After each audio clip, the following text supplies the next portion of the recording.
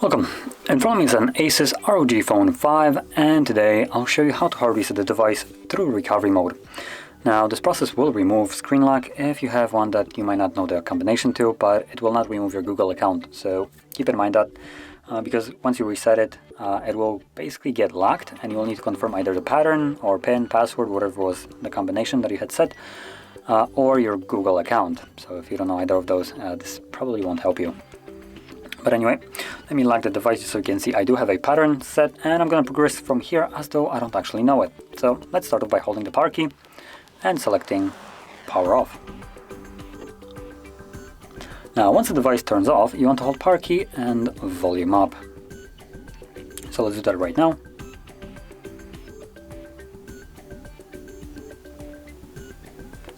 As you can see, you should see this kind of menu right here. So using volume keys, you want to navigate. As you can see, basically volume up will kind of cycle through the options, I guess, up, even though you don't really see them, and down will go back to whatever you already cycled through. So we want to select recovery mode. There we go. And once it's selected, as you can see right on the top, press power key. Give it a second, and we probably will see Android with no command, I assume. Oh, no, never mind. So we get taken straight to the recovery mode here.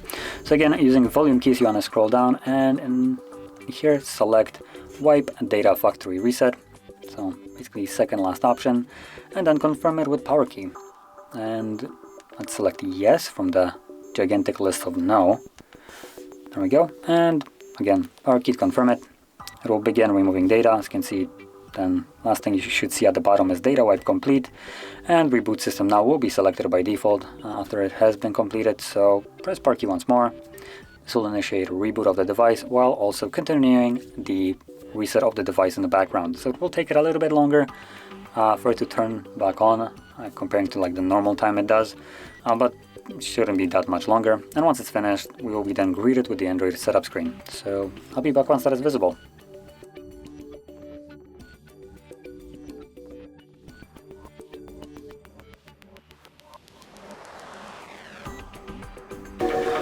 And as you can see, now the process is finished and you can set up your device as however you like. So if you found this video helpful, don't forget to hit like, subscribe, and thanks for watching.